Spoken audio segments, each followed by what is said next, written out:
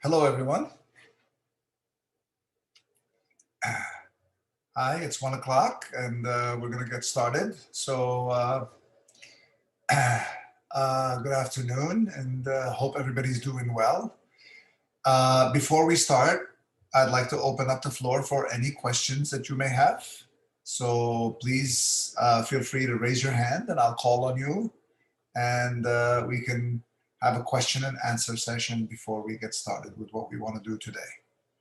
So anybody have any questions? You can raise your hand in the meeting attendees and the participants, and I'll call on you. Oh, wow. Nobody has any questions. So, okay. Raise Mel, go ahead. Professor, do you mind going through Cybook's homework? The one that is merge sort? Well, we're not doing merge sort right now. Oh, Where, okay. where do you see merge sort that we're doing? No, because you said to do chapter 2 and 3, and it was I had kind of some troubles in there, so I couldn't do it. Yeah, merge. We're not doing any homework on merge sort or quick sort. That comes later. Oh, okay. But you should be able to look at it. We can discuss merge sort if you would like a little quick after we have one more algorithm, insertion sort, that we want to talk about. And if we have time today, we'll talk a little bit about merge sort, but I want to save that until later. We want to come back to merge sort, but you should be able to read about it in the book and not really have to worry about coding it at this point in time. Okay? Okay, Professor. This will be a later assignment that will come in the semester. We're going to do two more sorts, merge sort and quick sort, which will come in a later assignment. Other questions? Anybody? So one of the things that I would like to talk about with you guys before we get started with the work that we have to do is I am a little bit puzzled. Number one, a few things are puzzling me, and maybe you guys can help me shed some light on what's going on because I'm puzzled. We have a homework assignment due next week. I believe it's on the 3rd or 4th next week. And I don't see any questions online. I don't see questions on Slack. I don't see people talking about the assignment. That is puzzling me a little bit because I'm sure there are questions. Some of you are making appointments to come and talk to me during office hours, and that is wonderful. I love that, and that is the right thing to do. But why aren't people making use of Slack? That's what puzzles me. Not only are some people not posting, but there are some people in this class who have not even registered on Slack. There's a whole bunch of people who have not registered on Slack. I don't understand that. I don't understand. I'm having a hard time with that. If I don't hear questions or don't see stuff online with you guys chatting about things, I have no idea to gauge where you guys are at. So by watching that conversation on Slack, I can gauge where the class is at, where people are having difficulty. Maybe I will start a class by saying, oh, I noticed on Slack a lot of people had questions about X, and now we're going to talk about X, just to make sure everybody understands it. But I don't see hardly any activity. And when you post on Slack, unless it's a question that is of a personal nature, please don't post it as a direct message to me because nobody else will see it. Okay? If it's a general kind of question, even if it's a question to me, but it's not of a personal nature, like you're not sharing your code with me, you're not sending me your code, even if you're just like taking a screenshot and putting it up on this, post it to the general chat, to the general thread. That way your buddies, your cohort can actually see your question and say, oh, you know what? I have the same question. Or somebody else may say, you know what? I figured this out yesterday. Here's how I figured it out. So make use of Slack. It's like a way of us being into a learning community together. And I'm puzzled by the fact that I'm not seeing that. So that tells me one of two things, or maybe more. One thing is people understand everything and are having no problems with their homework, and they're making progress and no need to talk to anybody about it. Somehow I kind of like doubt that for everybody. That might be true for some of you, but I don't think that's ever true for everybody. And the choice number 2 is nobody's doing work. So there's no questions to ask because nobody's doing the work. So I don't know. I doubt that that's the case too. But I do think that some of you are not doing work. I look at the assignment number 1, and there's a bunch of you who did not submit assignment number 1, not even one try. And those of you who are in that category, I've asked for you to book time to meet with me. Some of you have already booked time. If you have not done assignment number 1, you need to talk to me. If you haven't started on assignment number 2, you should start yesterday. Not today, yesterday. So you need to get started. There's a lot of work to do there. There's a lot to these assignments, and a lot of them are going to challenge your knowledge of Java and push you to the next level, which is what I'm trying to do, is push you to the next level. So it's bothering me that I'm not seeing chat on Slack. I'm not seeing people talking about these assignments. That is your community of learning. That is where you're going to go to talk to your colleagues, to ask questions. Maybe your colleagues will answer or I will answer. But it makes for a discussion. It makes for us to be able to talk to each other. In Slack, I can then gauge what is going on in this learning community. I have no idea what's going on right now. All weekend I was looking at Slack. Nothing. So please engage. If you haven't already signed up for Slack, please sign up for Slack. Please be active on Slack. Please ask questions. Ask questions of me, ask questions in general, do anything, but just participate.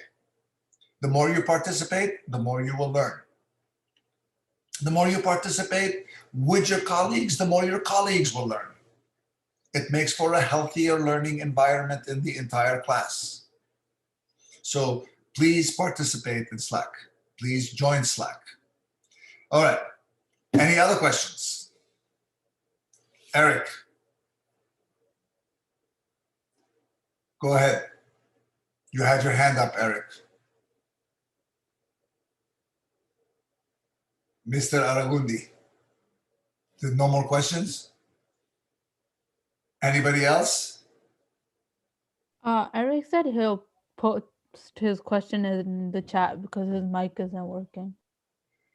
Okay, so you have to, but I actually have a question now that you are about some methods in the driver. I'll type it because mic is not working. Okay. I want to know about the sort type and array type. Thank you for that, Eric. Okay. So, okay, let's talk about that. See, that's a good question.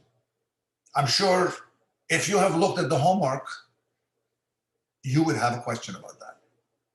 So the fact that there aren't questions, I'm concerned. So please get busy.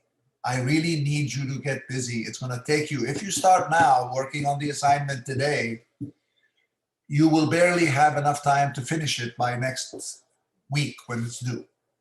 I've given you 2 weeks for this assignment. You've already wasted a good better part of a half a week. All right, let's talk about these two array type and sort type. To do that, I'm going to bring up my Eclipse, and we're going to talk a little bit about that. Okay, those things are called enumerations. Okay, those things are called enumerations, and that's a data structure inside Java that we can talk about.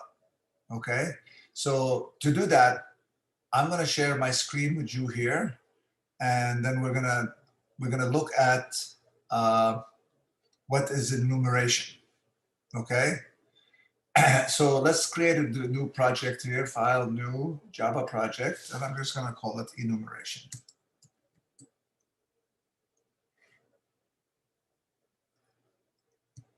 ratio, okay? And I'm gonna create a file in here. And we're gonna call it driver, why not, right? Driver, and driver is gonna have in it a method, a public main method, okay? So this is our driver here, the new driver that we have just created. And I want to have something that keeps track of the days of the week. So what are the days of the week? Okay, so let's make an enum of days of the week. So private, okay, so we're gonna make it public, okay? Public, static, enum, days of week, okay? Is equal to, okay? So what are the days of the week? Well, we can make it into an array of string before I do that, okay? So string array days of week. So I can make a string array and it has in it the string Monday. Okay, let's make it Monday. Tuesday.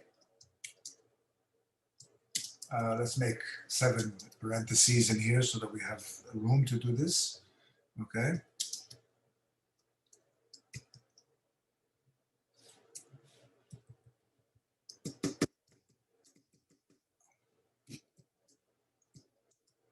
Three, 4, 5, 6, 7. Okay. And that can be my days of the week. So Monday, Tuesday, Wednesday, Thursday,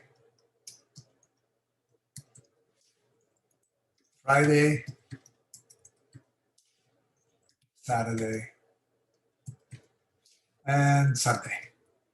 Okay, those are the days of the week that we work with. But we can have another one, which is days that were months of the year, so on and so forth. Okay, whenever you have a set of things that have a discrete number of possibilities of what they can be, okay, like days of the week, there's 7 of them.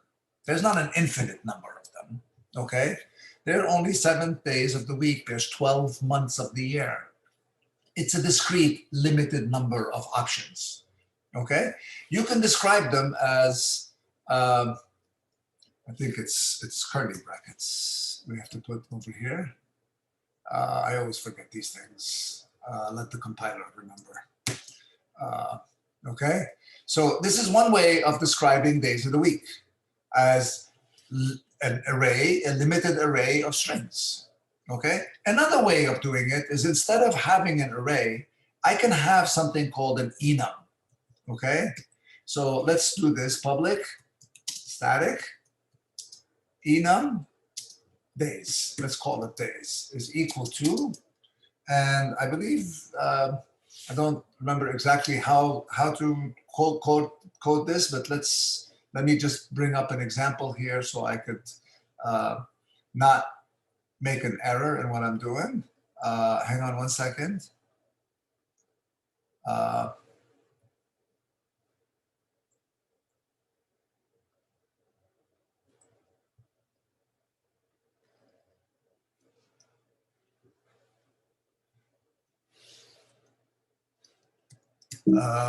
just need to bring up an example here.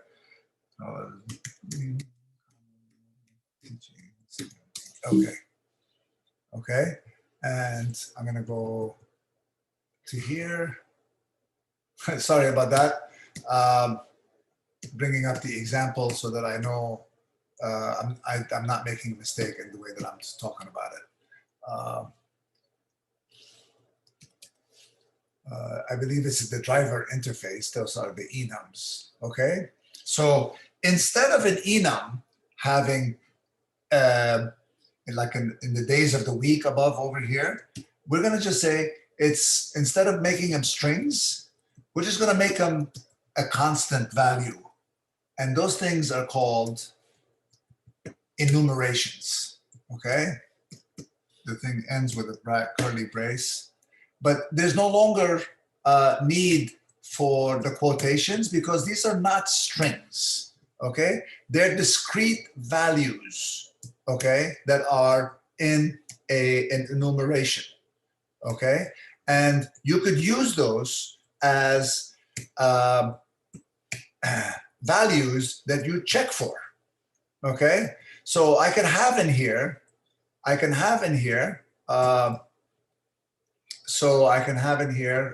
think you need the equal sign in here. So I can have in here day.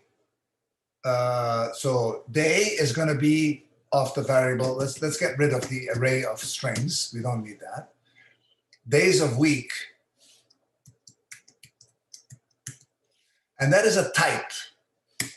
Days of a week is a type now. It's no longer it's no longer a variable. This is not a variable, okay? It is a type. So if something is of type days of week, so it's going to be days of week. Day is equal to, I can say, days of week dot Monday. Okay, that's how the days of week is assigned now. It's the Monday value of days of week, or is the Tuesday value of days of week. Okay, I can have in here also a switch statement. Switch day, okay, case Monday, case Tuesday, case Wednesday, case Thursday, case Friday. So these are all different events, right? Case Saturday and case Sunday. Okay.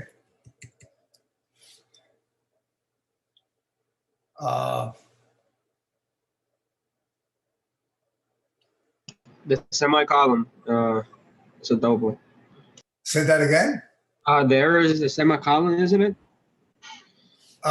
Where? Oh, the break. Okay, never mind. I do need to put a break in there, but there's something else.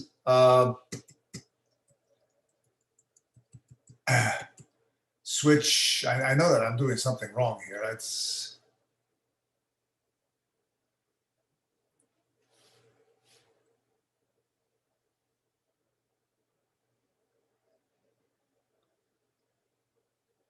what am I doing wrong here? It's my brain is not functioning very well today, I guess. Professor, don't you have to number the cases, I think? Well, the case is either Monday or Tuesday or Wednesday or Thursday. Okay. There's no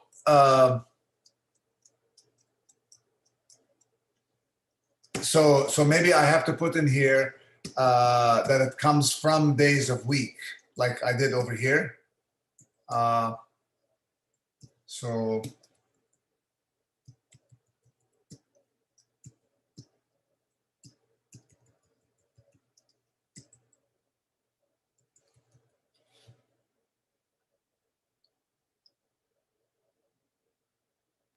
Someone said if instead of using day, you could use days of the week, referring to days of the week on the chat.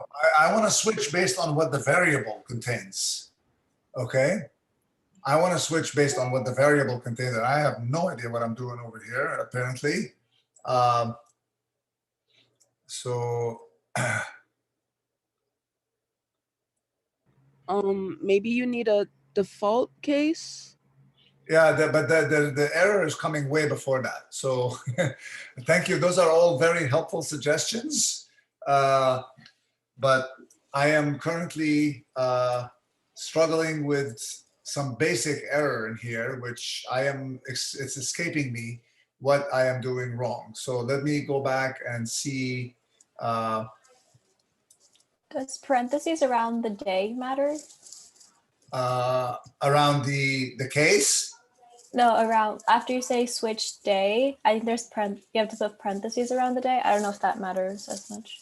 I don't know. I don't think so. I don't think it should.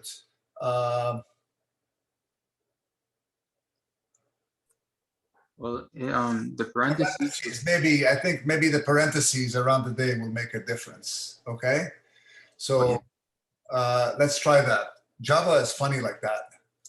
Other languages don't really care as much about these things. You're right. That was right. Who was the one who made that suggestion?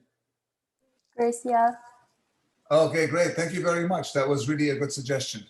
That solved that problem. So, and the question is, I don't need days of week here. I think that that's not unnecessary. Okay. Tuesday. Okay. Sorry, Professor, what was the problem again? The parentheses? The parentheses around the value, like in Java, with now I'm remembering, as my brain is starting to function, you can't say, you cannot do this if day is equal Monday, then do this. You can't do that in Java. You have to always have a parentheses around the thing that you are accessing. Okay. So that works in Java, but you have to have the parentheses here. Okay. So yes, we do have a parentheses there. So so we want to be able to say something's system that out.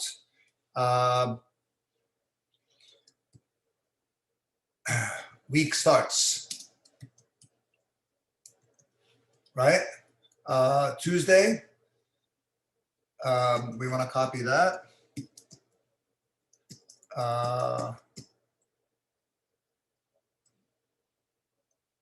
Work continues. Okay. Wednesday, what do they call it? Hump day, right? You got to get over this hump to get it to the other part of the way, part of the week. So Thursday, almost there. Okay, Friday, TGIF. Okay, Saturday, well, sleep late.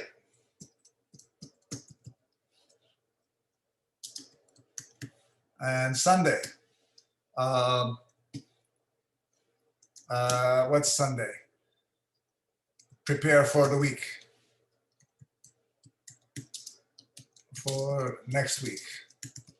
Okay, so if I run this code now, okay, it's gonna just say because the day is assigned to Monday, right? So if I run it, it's gonna essentially say week starts because the case is Monday. But it's really helpful to me to be able to do things like a loop on the number of days. I wouldn't, want to do this in general, but let's say I want to make a loop, okay? So I can say for day in days of week, for day, I think it's in days of week, I think. No, not in, they don't say in Java, it's just a colon, okay? Days of week, dot values. Okay, get all the values of the day of the week and select the day out of those days, okay?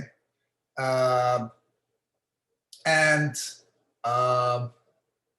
again, because this is Java, I do need to put the parentheses around this, okay, to make it into a real for loop. And I do need to say what type of thing is day of week, day. So this is a days of week. Okay. And now I can put the switch statement in here, and it will print a loop that goes around. And first it'll be Monday, then it'll be Tuesday, then it'll be Wednesday, then it'll be Thursday. All right. And if I run this code now, you'll be able to see that every day, okay, week starts, week continues, hump day, almost there, TGIF. I can make this a little bit better in here by putting in day,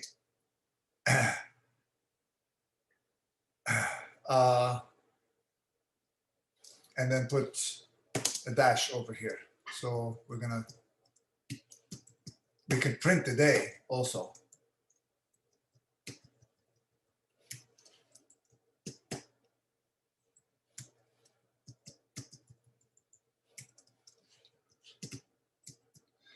So an enum is a listing of, I didn't do this right, obviously, because I have to put a plus sign here.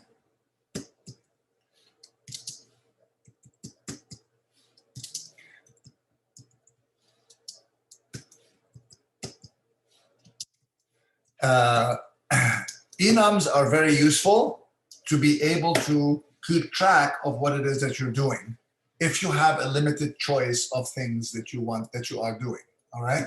So if I run this now, it'll say Monday, week starts, Tuesday, work continues, Wednesday, hump day, Thursday. So you see, it's just like cycling through all the different values that are there.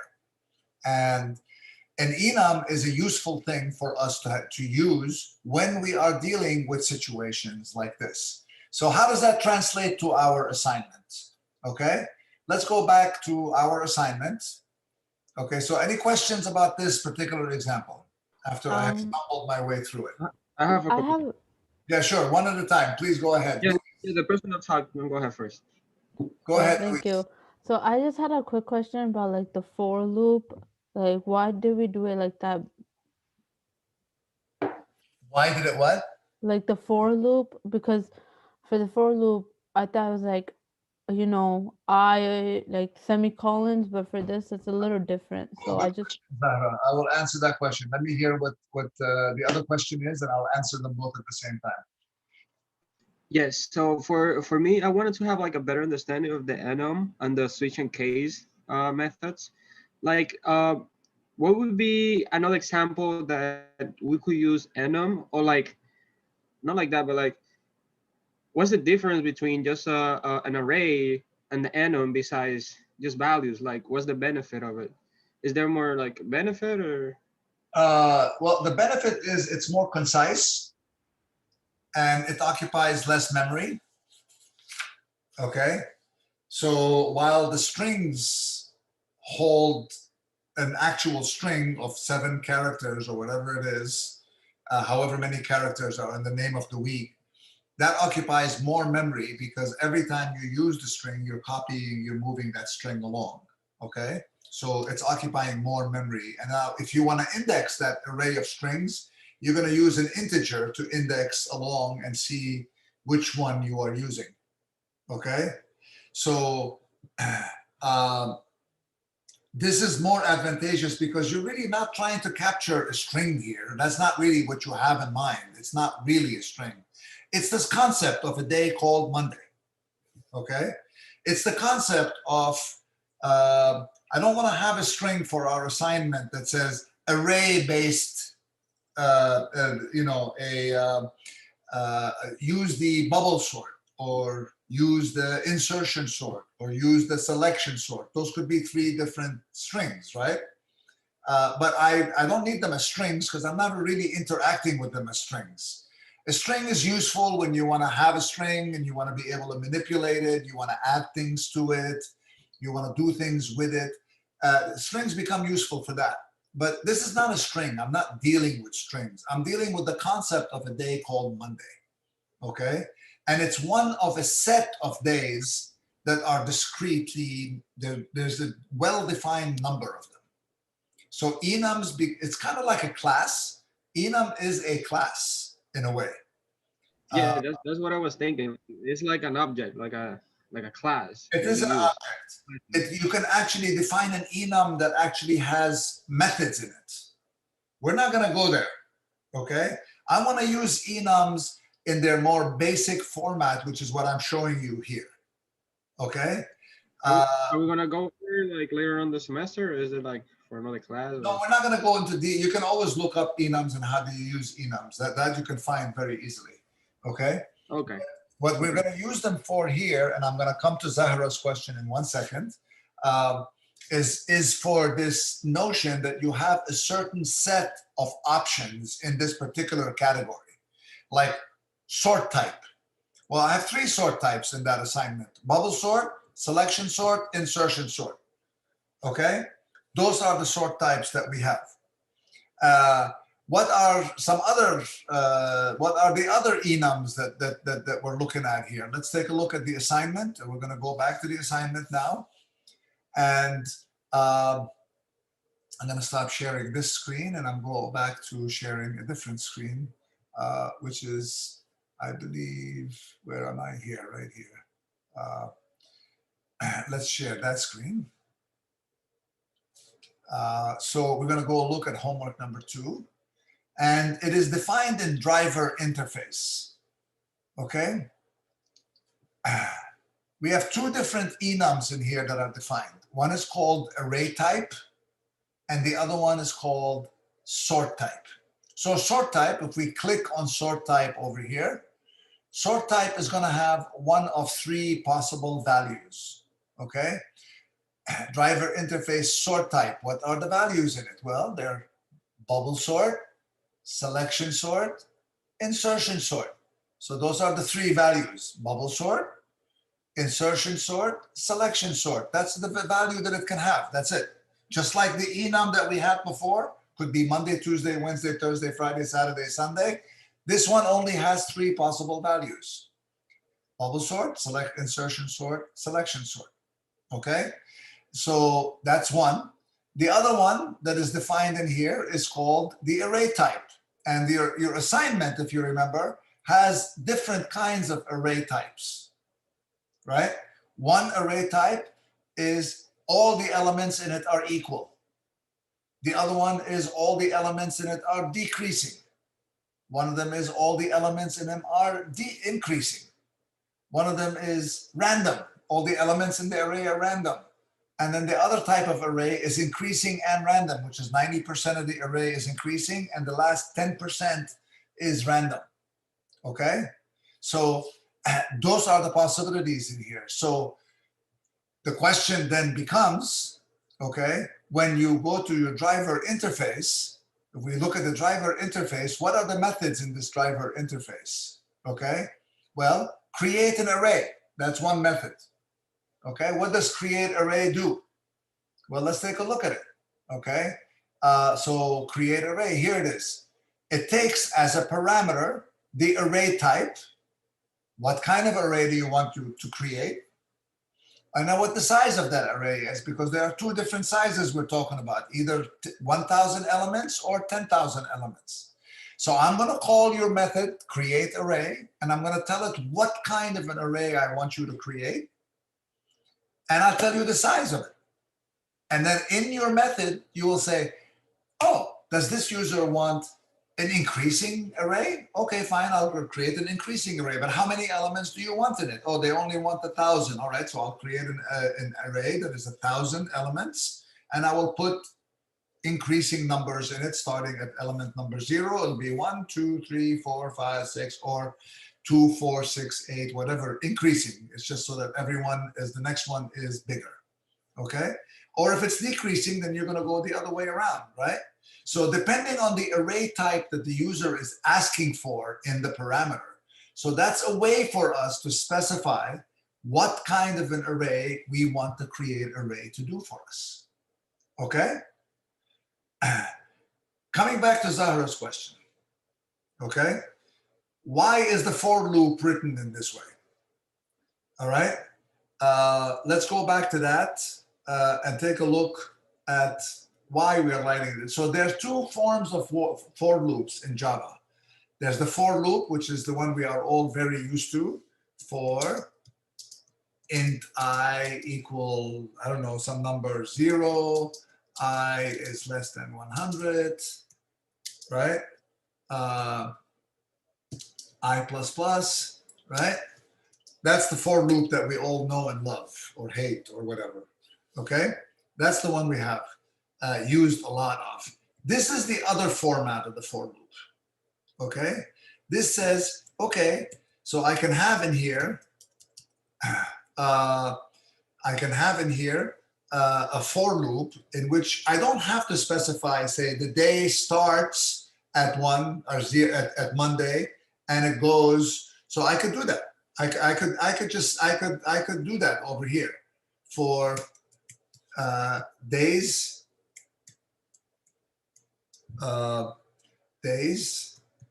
of week, right? Equal Monday, right? Day equal Monday.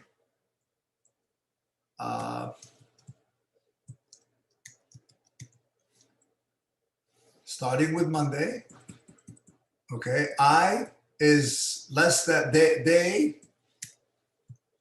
is less than, is, I don't know that I can do that. Can I do that? Can I say day plus plus? Okay. Day not equal Sunday.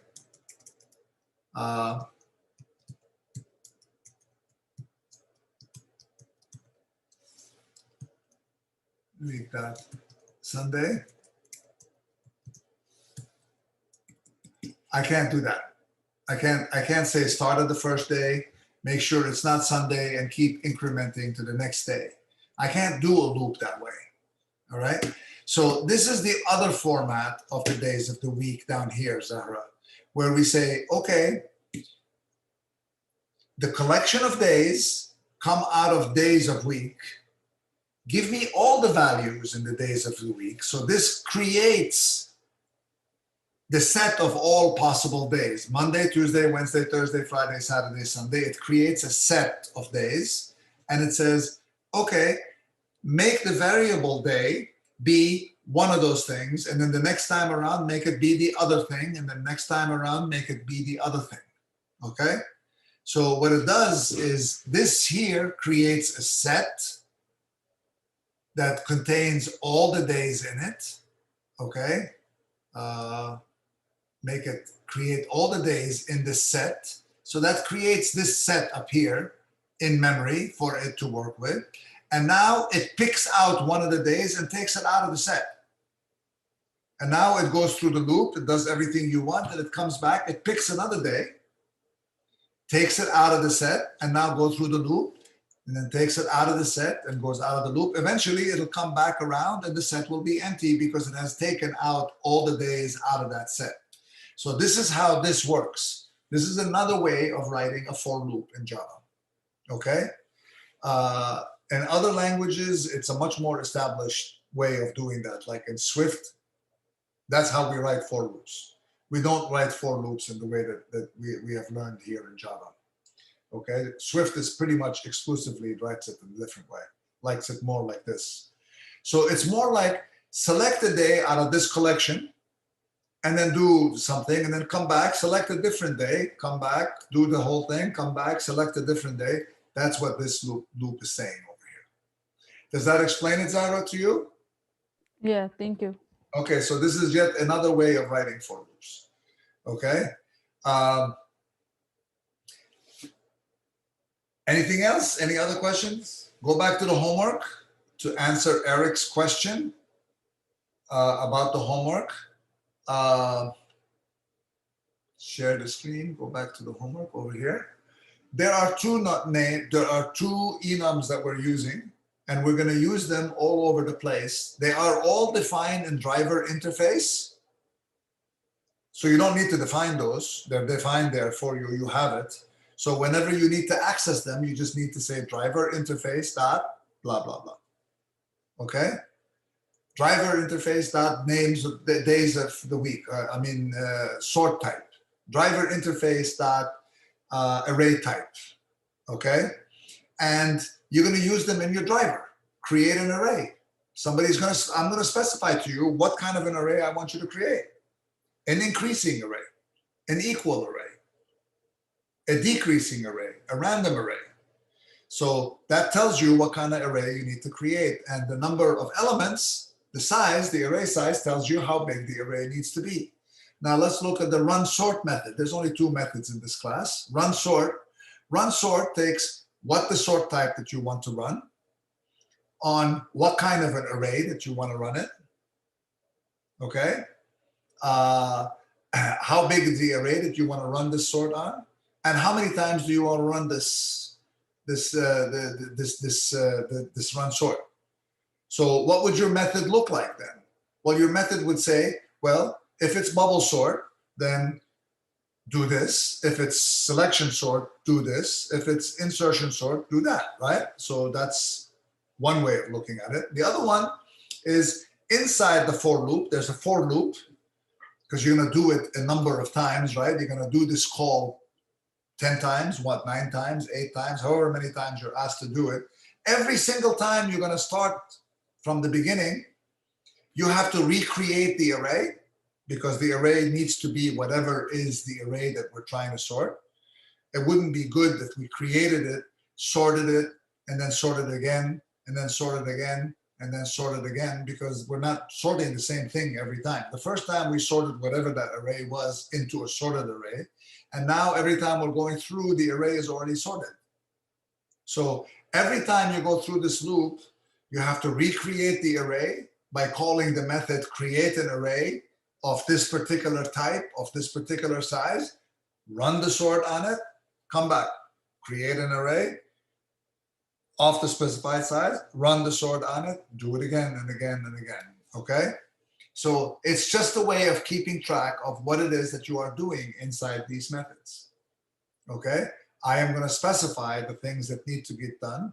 What kind of array do I want you to create? And what kind of sort do I want you to run? That's all. Does that answer your question, Eric? Long answer to a pretty good question. Okay. Somebody else is asking, Kevin is asking, what happens if the random number generator generates the same number twice, or does that happen in Java? Chances are that the random number generator is not going to generate the same number twice. Okay. It's not going to generate the same number twice, not in a row anyway.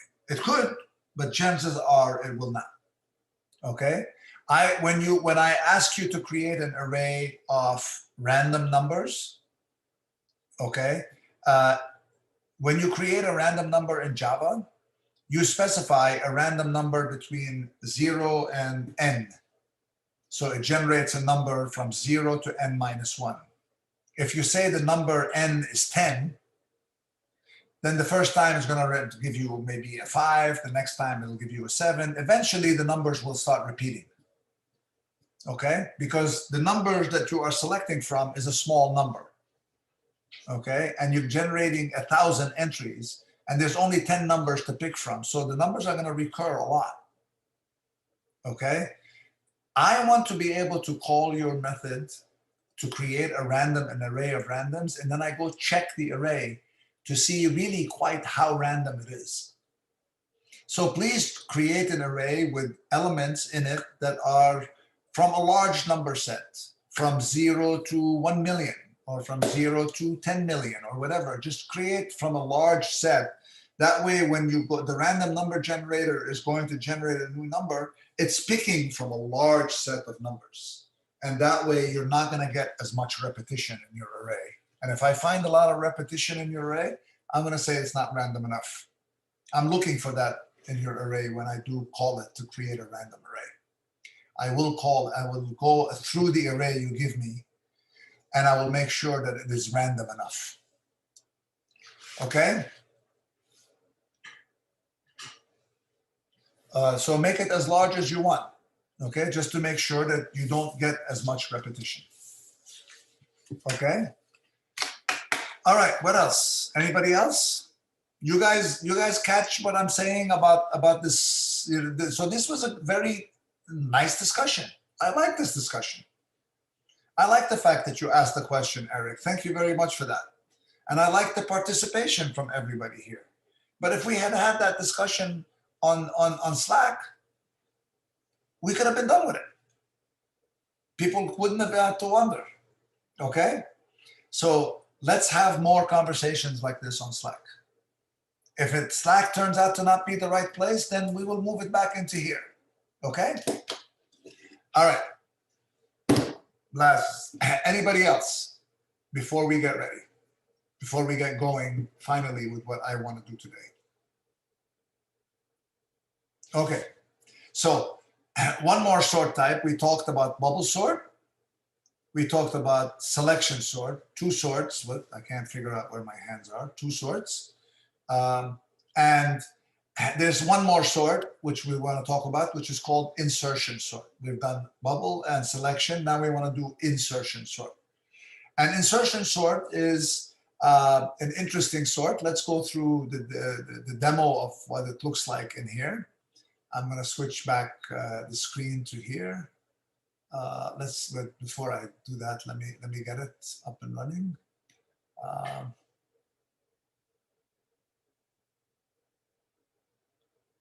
So we're going to do this. Let's share the screen. So we have insertion sort. I have the same array that we were dealing with earlier that we did for bubble sort and selection sort.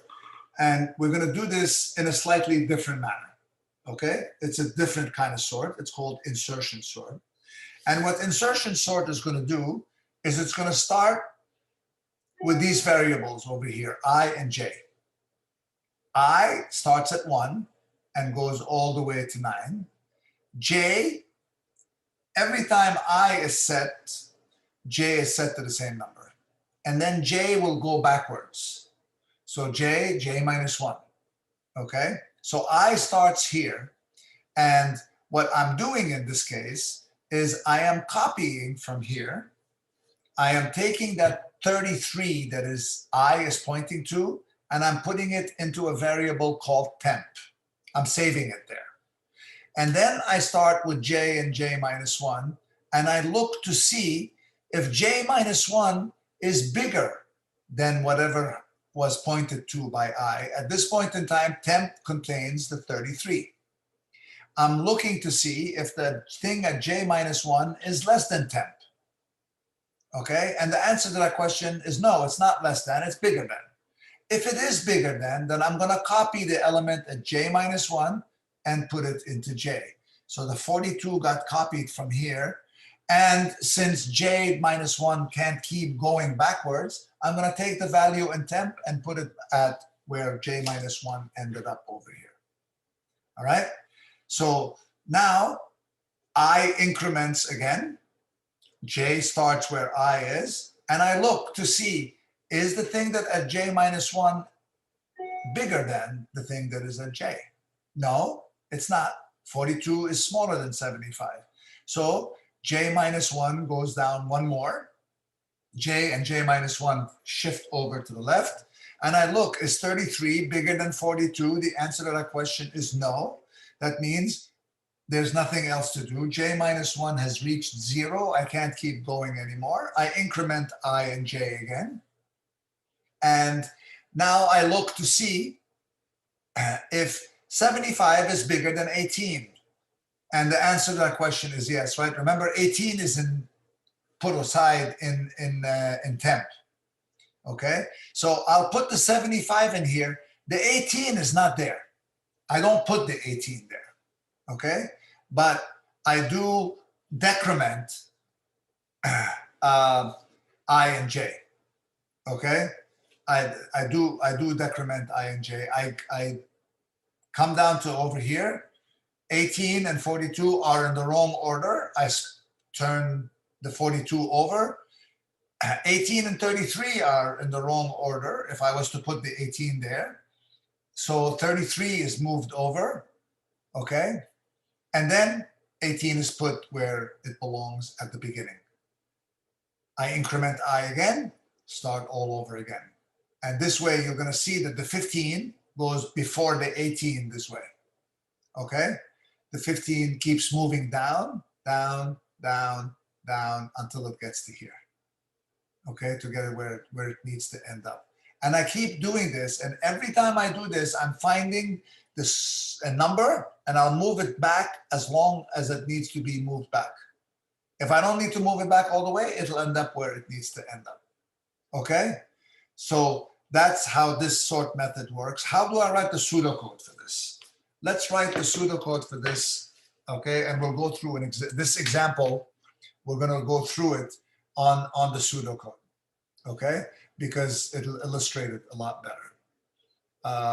So let's write the pseudocode for this. And so we're going to do insertion sort in this case. All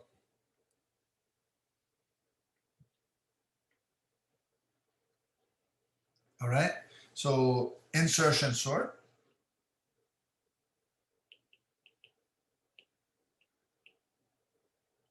And I'm passing in an array. I'm going to call it an int array for now.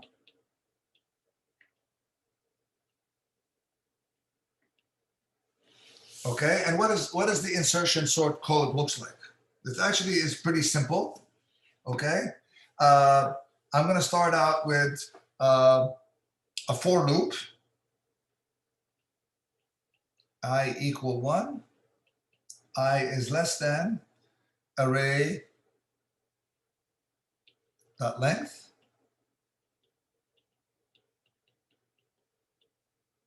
Right? So that's the for loop. Okay? And in here, I'm going to say temp is equal to array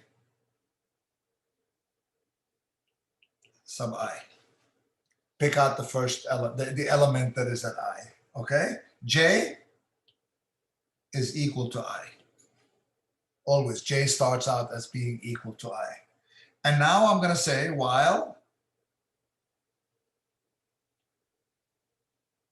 J is greater than 0 and array sub J minus 1 is greater than temp. Let's write this so that we can see it well. This is a greater than temp. If the element at J minus 1 is greater than temp, then I'm going to move it over. Array sub J is equal to array sub J minus 1, J minus minus. Okay? And then when I come out of the while loop in here, I'm going to say array sub J is equal to temp. Okay? That is the whole sort method. There's nothing else to it. Okay, so let's go through this. Let's go through this with the array that we are dealing with over here. Okay, so I'm gonna move this. Let's make this a little bit smaller, and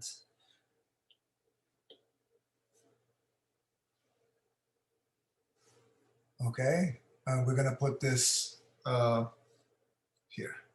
Okay, so I have an array, and here's let's draw our array over here. 2, 3, 4, 5, 6, 7, 8, 9, 10. 1, 2, 3, 4, 5, 6, 7, 8, 9, right? And the elements in this array are 18, 33, 15, 42. No, that's not how it starts, sorry. It starts as 42, 33, 75, 18, 15, 22, 10, 8, 72, and 55. Okay? And we're going to start. Let's keep track of I and j. I is going to be equal to 1. I is 1. J is 1. Okay? And temp is going to be whatever is at I, which is 33. Okay, so far? Everybody can see what I'm doing here? So J and I and J start at the same index. Right, so I starts at 1. So once I is 1, if you look at the code here, right there, I is 1. So temp is whatever is an I, and J is set to I to start out with. Okay? Okay. And now I'm looking to, right? So this is I, and that's J, and that's J minus 1, right? I'm going to look and see if J is greater than 0. Yes, J is greater than 0. And erase of J minus 1 is bigger than temp. Is whatever is an erase of J minus 1, is that bigger than temp? Yes, it is. So I'm going to move that 42 over. So what I'm going to do here is I am going to move that 42 over. So this will be the 42. I haven't written over that 42 that is at index 0 yet. Okay? It's going to stay there for now. And now I'm going to decrement J, right? I'm going to decrement J. So J becomes, so I is here and J is now there, right? J is no longer greater than 0, so I'm done. Okay? I am done because now I violate the rule that I can stay in this while loop. I cannot. So then I come out and I say erase of J is equal to temp. So that's when that 33 is going to make it into here. Okay? So let's make it in red because now the 33 is, I just put it there. Okay? Now what happens? Now we move the I and the J over, right? Let's write them over here. So I now becomes 2, right? I becomes 2 and J is 2. And now J minus 1 is this one.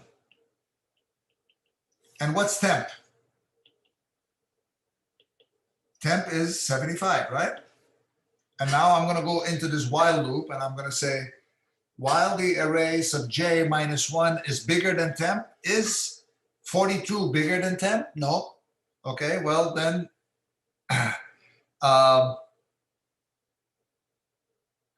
while erase of this,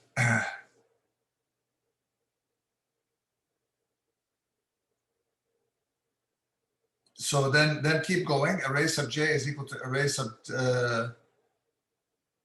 it's not bigger than temp, so I stop. There's nothing to do here. Nothing to do. So the element before it is smaller, meaning that everything before it is going to be smaller. You're going to see why that's the case. All right? So now, since I had nothing to do in this loop, I'm going to move I and J over one more time. So I and J are here, and J minus 1 is here. And now temp contains 18.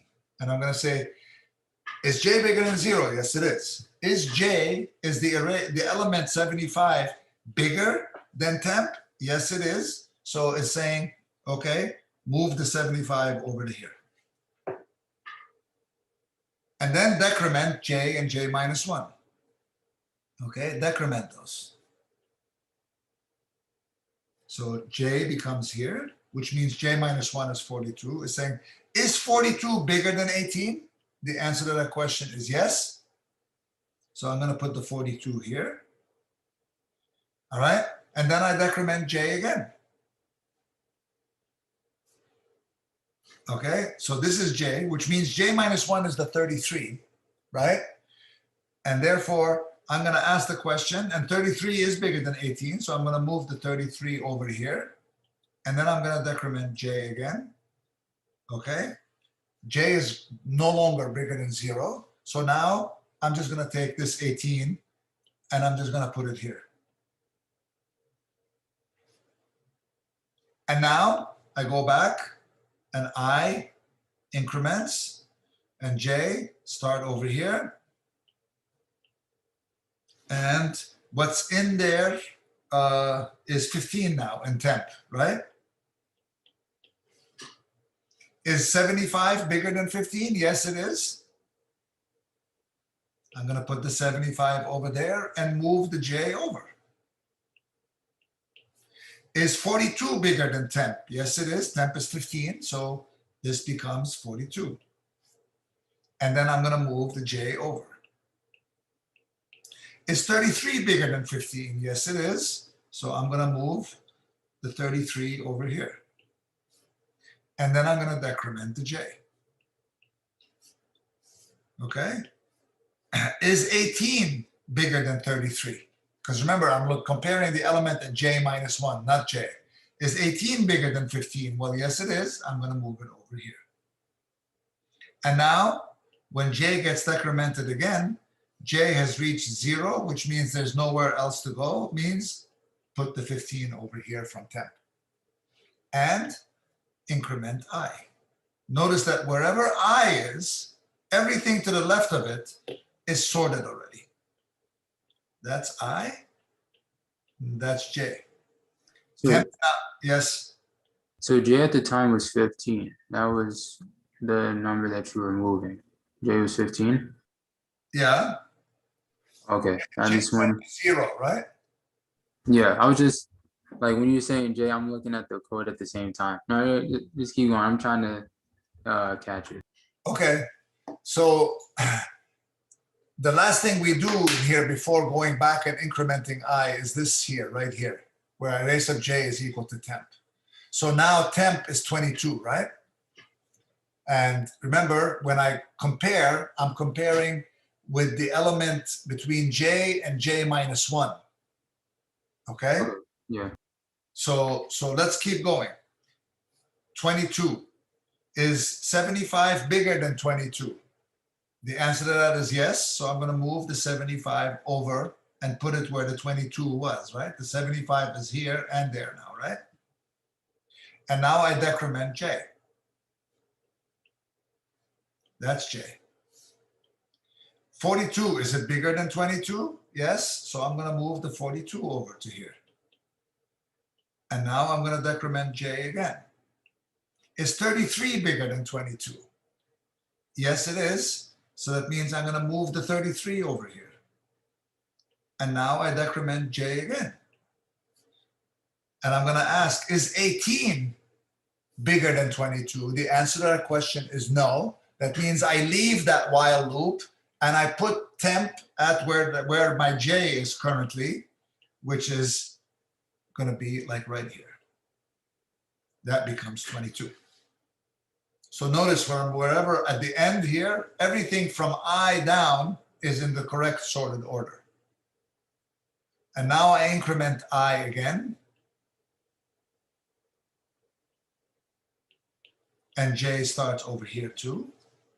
And what's temp now? Temp is 10, right? And 10 is really going to make it all the way down, right? 75 is bigger than 10. So 75 moves over here. J moves down. 42 is bigger than 10. So I'm going to put the 42 over here. 33 is bigger than 10 when J is over here. 33 is bigger than 10, so 33 is going to move over. J moves over again. 22 is bigger than 10, so 22 moves up 1.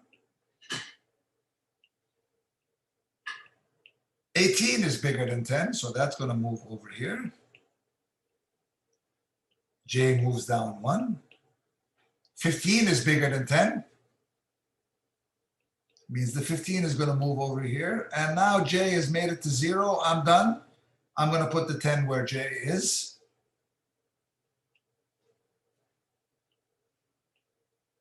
So you grab the element and then you keep moving things over until you find the spot where you want to put it and you insert it there. That's why it's called an insertion sort. Okay, go to the next one. I and J. Again, temp contains 8. We're always comparing against temp. Okay, we're always comparing the element that we're looking at, we're comparing it to temp. So is 75 bigger than temp? Yes. 75 goes here. So I'm not going to keep drawing J because we know. Now it's 42. 42 is bigger than temp. I'm going to move the 42 over. It's 33 is bigger. 22 is bigger, right? So I'm going to move the 22. Then I have to move over the 18 also. And then I have to move over the 15. Sorry.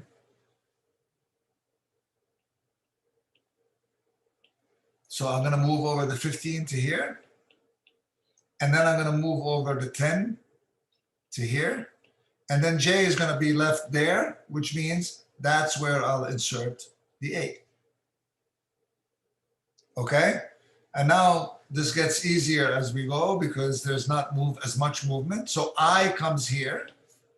So this contains 72, right? 72 and 75.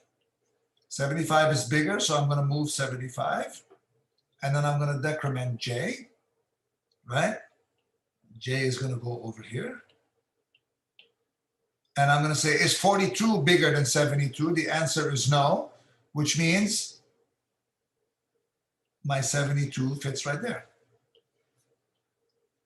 And then we'll move I one more time. And then this contains a 55. 75 is bigger than 55, so I'm going to move it over. 72 is bigger than 55. I'm going to move that over. I'm going to be left with J over here, right? And 42 is not bigger than 55, so that means I want to put the 55 right here. And now that's it. My array is sorted. So we're shuffling things over and then inserting it where it belongs. Okay? The array is getting sorted from left to right as we move through it. What are the differences between this one and selection sort? If you remember what selection sort was doing, selection sort was looking through the whole array, finding the minimum, and then putting it where it ended up. So every time I go through the array, I find the smallest value and I do one swap. Here, we're doing movement through the array. We're not swapping, we're shifting things over. So we're copying things multiple times over until I find the spot that I want to put my number and then I insert it there. All right, so there's a lot more copying going on here than there is in the selection sort. All right, what is the order of performance of this here? Well, 2 loops. Whenever you have 2 embedded loops in here, this loop and that loop is inside of the other loop. Whenever you see embedded loops like this, they're going to be of the n squared variety. Okay? Because it's going to take me n times to go through the for loop. And as I move over in the array, J is going to start bigger and bigger and bigger and then come down. Therefore, I'm essentially, for every I'm traveling through some portion of the array, and most likely most of the array as I get towards the end. Therefore, I'm traveling the outside n times and the inside n times. So n times for every n time here, that's n squared. So this algorithm is order n squared. Okay? Whenever you see embedded loops like this, they're usually of the format n squared. Okay? Any questions on this? So that pretty much covers all of the stuff that we are supposed to do for this particular homework. These are the 3 sorting methods that I want you to implement. Anybody have any questions? These 3 sorts, not so. Grecia is asking a very good question here. Thank you for that, Grecia. Are all sorts of the order n squared? These three sorts are all of the order n squared. We're going to see sorts later on, merge sort, quick sort, and a whole bunch of them. On the average, those tend to be much faster, which are order n log n. Okay, so order n log n. Since log n is a much smaller number than n, so n log n is going to be a much smaller number than n squared, especially for large values of n. Most of the algorithms that we want to use for sorting, especially when the data gets very large, are going to be of those order n log n. If the data number is small, like 10, 100, even 1,000, these are still fast enough, n squared. Okay, and they're simple algorithms. They're really easy algorithms to code. Bubble sort is very easy to code. Selection sort is easy to code. This one is easy to code too. All right. So the other ones are a little bit more advanced, and we're going to understand them a little bit better later on. But I want to get through to some data structures before we do any more sorting with the more fancier algorithms. So not all sort orders are n squared. Some of the ones that we're going to study later on have average performance of n log n, but they could actually behave as n squared algorithms depending on what kind of data you give them to sort. Okay, so they could end up not being very efficient if you have the data in a certain way, but that depends on the algorithm. We're not going to talk much about it, but they tend to, on the average, be order n log n. Anyone else? Questions? Yeah, I had a question. I had my hand raised, but anyway. Oh, so, I'm sorry, I couldn't see that. Go ahead, John. Right. So when you just piggyback off of the question that Yep. I can't hear you. Sorry. that Gracia asked about if all the big O notations or the runtimes for these sorts are n squared. There is a section in the participation for chapter 2, 2.6 that was going over the algorithm analysis, like the different runtimes, and it was doing nested loops like this, and the majority of the nested loops were n squared. Well, two questions. One, is runtime something that we're going to be looking more into in terms of figuring out the runtimes for different sorts or algorithms? And two, like there would be certain algorithms for some reason that would come up with like n-1 each time it did a for loop or a while loop, like for each iteration, like it would be n-1 for one loop and then n-2 for another loop in terms of the iteration. Right. I don't know if you can like explain that a little bit clearer as to how that works. I know that's a lot, but all this is based off of 2.6 that that was really kind of trying to figure out. So here's a, so if I have a loop like this for I is equal to 0, I is less than n, right? Yeah. I plus. I'm going to go through this loop n times, correct? Yeah. And if I embed another loop inside of it in here for j equals 0, j is less than n, j plus plus, right? You can see that for this particular loop, these two embedded loops, how many times I'm going to go through this loop over here? You're going to go through it n times. N times. And how many times am I going to go through this loop? N times as well. N times, right? So for every value of I, I'm going to have j go through the n values. And then when I is going to become 1, I'm going to go through j n times. When I becomes 2, I'm going to do j n times. So really, this here is n times that I'm going to execute this. Correct? Yeah. So we say that this is of the order n squared. It doesn't, almost does not matter if I do something like this, n minus, if I make this n minus 1, or this is n minus 2, it doesn't really matter. Okay? It's still considered to be n squared. Why? Because if n is 5 trillion, n minus 1 is 5 trillion minus 1, which is pretty much 5 trillion, right? N minus 2 is 5 trillion minus 2, so it's essentially close to 5 trillion. So really, it's of the order n squared. It's not really n minus 1. It's really n minus 1 times n minus 2, right? And if you remember your math here, it's n squared minus 3n plus 2, right? That's what that translates to. Yeah. Correct? Yeah. So when you have something like that where they're actually a little bit smaller each loop, okay, it doesn't matter because the dominant term here is still going to be n squared. Okay. Because interesting enough, on Zybooks, they had it like instead of multiplying, they had it plus. So I don't know if that makes a difference either. But they had n minus 1 plus n minus 2. Oh, plus 3n. Sorry, not minus 3n, plus 3. No, minus 2n minus 3n is minus 3n.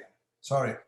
No, I'm saying there, instead of n minus 1 times n minus 2, they would have n minus 1 plus n minus 2. I don't know if that makes a difference. Well, now it's no longer a multiplication, right? Because now we're talking about 2 for loops that are in sequence. For I, and then for j. If they're plus, it means I'm going to run this n times, and this one I'm going to run n times. So that's 1, and then add it to it, the next one. So we have to really be conscious. The reason I keep talking about runtime, okay, is you need to be aware of how efficient your code is when you write it. Okay, if you're using something of the n square variety, okay, you need to be aware that for large values of n, this is not going to be the best solution. Okay, if the number of n's that you have are small and therefore it's not a big deal, fine, sure, go ahead and do that. Okay, but if you can simplify your code to make it of a lesser order, make it run faster, okay, then you should, especially for large values of n. And being aware of what produces what as far as order, okay, it's really important to know that if the loops are embedded, it's more like they multiply, right? Because for every outer loop and instance, you run through the entire inner loop once. Then you go to the outer loop, run through the entire inner loop once, right? So that's why this is n squared. But if there are 4 loops that are in sequence like this, and this one runs n, and this one runs n, so this is n plus n, right? Because they're not multiplying each other, they're just running in sequence. So this one is either order 2n, we say it's order n. Really, it's not order 2n, it's order n. Okay? Does that answer your question? I'm not sure whether I answered your question. It answers it. I will double check section 2.6 just to like make sure I got it clear. But it makes a bit more sense. I'll just double check on Zybooks again, if anything. We want to be aware, we always want to be aware of how taxing our code is on the system. Okay? If I want to sort an array of quadrillion elements, I'm clearly not going to use one of these the algorithms because it just becomes very slow. Okay? If I'm sorting a smaller number, fine, I'll do some inefficient sorting method. It's not a big deal. But if I'm sorting large numbers of things, I want to find something more efficient. And there are so many more efficient things which we are going to talk about. We're going to talk about 4 other sorting algorithms that we're going to look at, okay, throughout the semester, beyond these 3. So when we leave this semester, we're going to know 7 different sorting algorithms, okay? Merge sort, quick sort, binary tree sort, and then the last one is the heap sort. And they're all very interesting sorting algorithms. But we always want to be aware of how complicated is our code, okay? And we want to make it always as efficient as possible to run as fast as possible, because we live in a society in a time where time is of the essence. How fast can you give me the answer? And not only that, but our data sets are becoming larger and larger and larger. Now that we live in a data-driven world, there's data on everything. And if you're writing code to manipulate that data, and it is really, really large data, then you need to be thinking about how you're going to manipulate this data in an efficient manner. That's why I keep talking about order of complexity, operational complexity. Okay, how fast will this code run? Okay, anybody else? Ajani, you still have the same question, or you have another question? Oh, yeah, just another question, just some simpler. So I know how we've been using the different sort methods to sort the arrays from least to greatest. Would there ever be a time where we would have to do it from greatest to least? There could be. Okay, yeah, Could that be was, done by just changing, you know, like the greater than, less than kind of thing. You could do that. You could change the method so any of these sort methods can sort ascending or descending. Okay, there may be times where, I mean, really, if you have things sorted in ascending order and you want to look at them in descending order, then you just go to the last element and go backwards, right? That would be another way of sorting things in a descending order.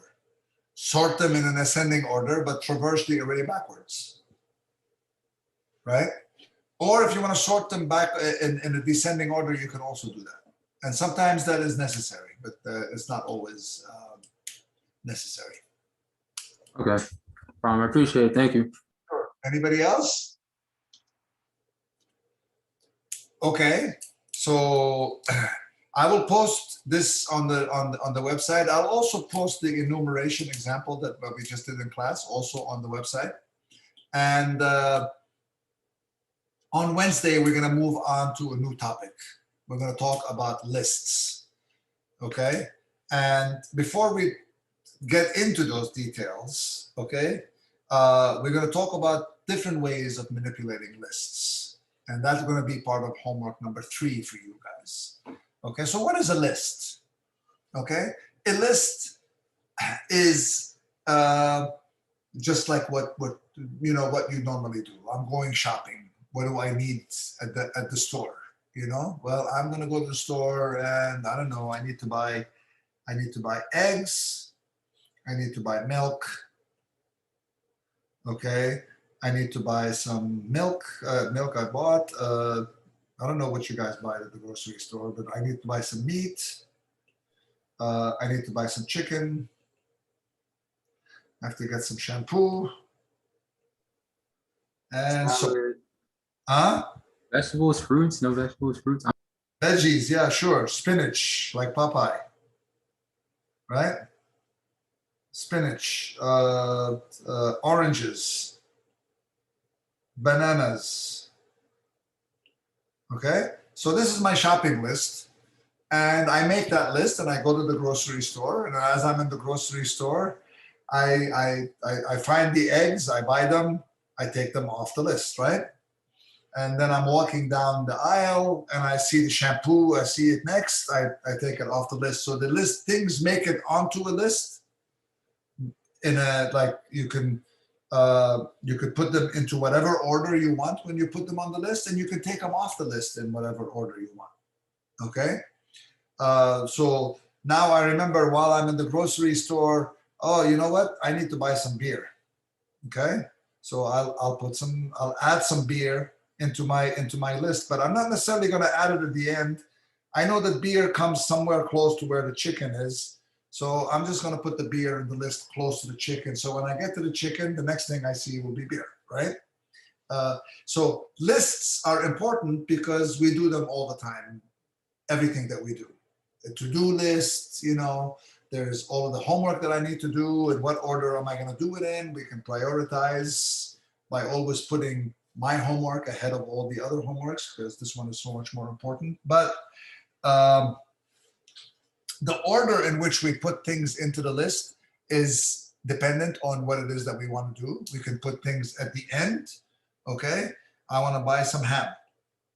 Okay, I want to buy some cheese. All right, or I can say, you know what? No, put some I don't know, seltzer, but put it right before the beer. I want to insert it there in the list. Okay, so lists are flexible. I can put things in the middle. I can take things out of the middle. I can put them in the beginning or at the end. Okay, and I can take things out in whatever order I want, right?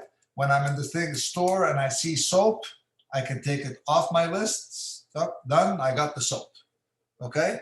So lists are things that we want to deal with.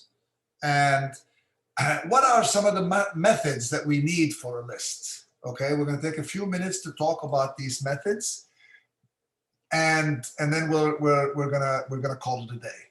But what are some of the methods that we want to deal for lists?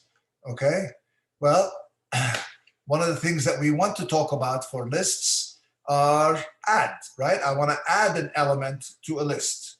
Okay, so the methods for a list are add, okay, an element to my list.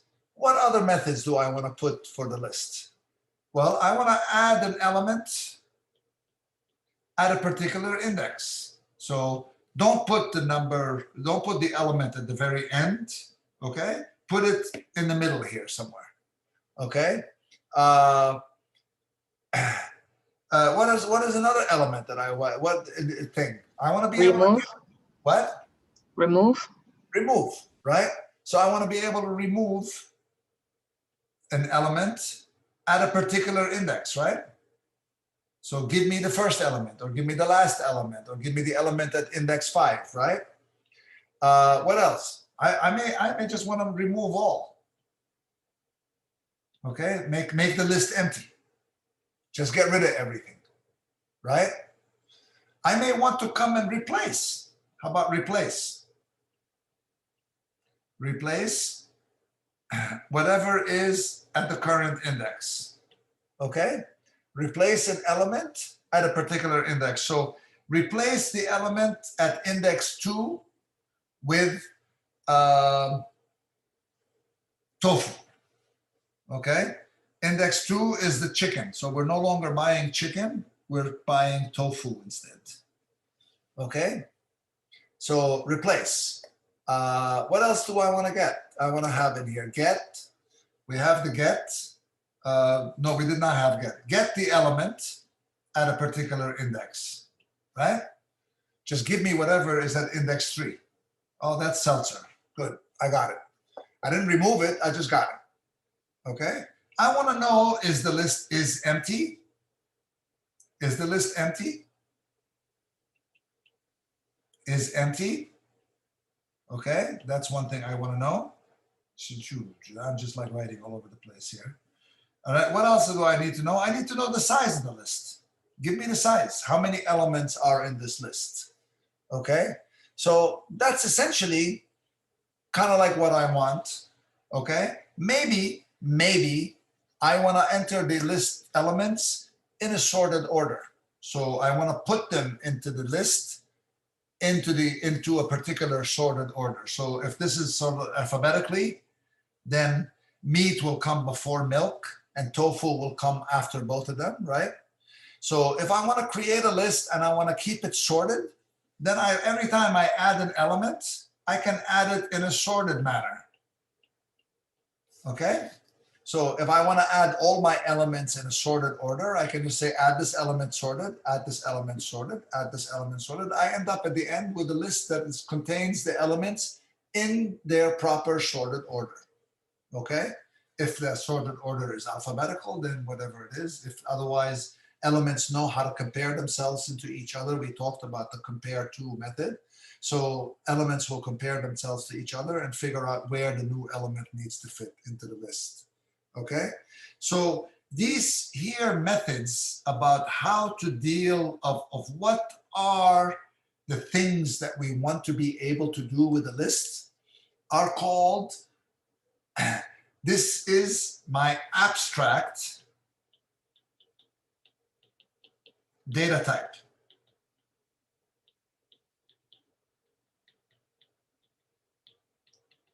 Of list.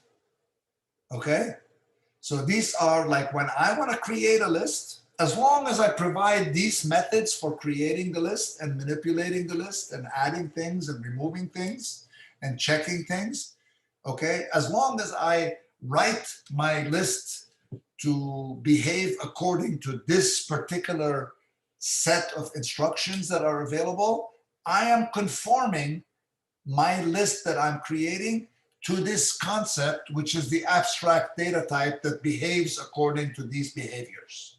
Okay, so abstract data type is written as ADT. We're going to study a bunch of abstract data types: lists, queues, stacks, so on and so forth. We're going to study many different kinds of abstract data type. The first one we're looking at is the list. And lists can be implemented in multiple ways. Okay, a list can be all of the elements in the list are fitting into some kind of an array, right? When you give me an element, I just take it and I put it into an array. The next one in the array. If I need to make room and move things around, I need to move things around in the array and then insert it in the middle, right? There are other ways of doing lists, and we're going to talk about those. And on your homework, what you're going to do is you're going to take an abstract data type like this. These are the methods that you need to implement, and you're going to implement them in two different ways.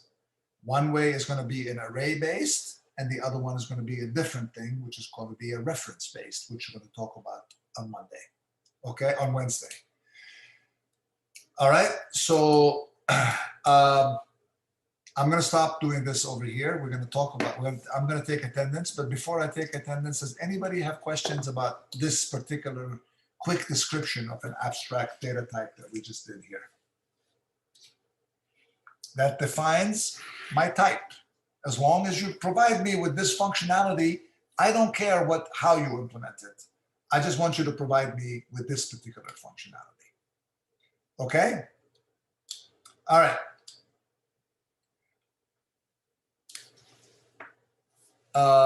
Okay, let's take attendance. I'm going to stop the recording right now so I can take attendance.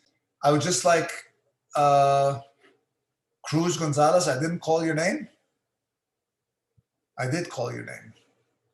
Professor, I think at the beginning you said Gracia Cruz Gonzalez, or that's what I heard, and I put present that time.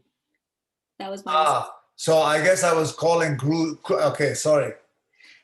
Cruz Gonzalez Garcia.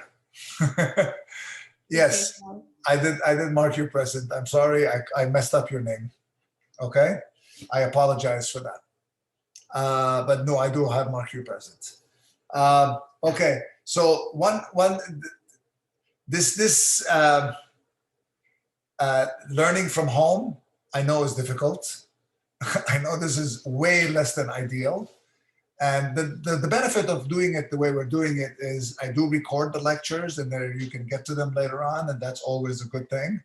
But I would really appreciate it during class if you just stay here, okay? I'm getting people who said, oh, I was in the kitchen when you called my name. Please don't go to the kitchen, okay? Stay in front of the computer. Let's concentrate on this. It's really hard to concentrate if you're doing other things. I know that for a fact because I do that too, okay? I start doing something else and then all of a sudden I'm not listening, okay? I've been in meetings where I like put myself on mute and I just like check out. Okay, this is a very tempting thing in Zoom. It would be very nice if you don't do that in my class or in class in general. It just gives you a benefit of focusing on what we're doing, okay, and then be able to give me everything you got. If we're sitting in a classroom, okay, it's very different because now you're in the room with me and we're all concentrating and we're not going to the kitchen and washing our hands and that kind of stuff. So please try to limit that as much as possible. I know it's tempting because you're home and I need to go do this. Let me go do that while he's talking. Okay, so, all right. I'll see you guys on Wednesday. Please stay active on Slack, ask questions, start working on the homework if you haven't started already, okay? All right, have a good day, everyone. I'll see you on Wednesday. Bye.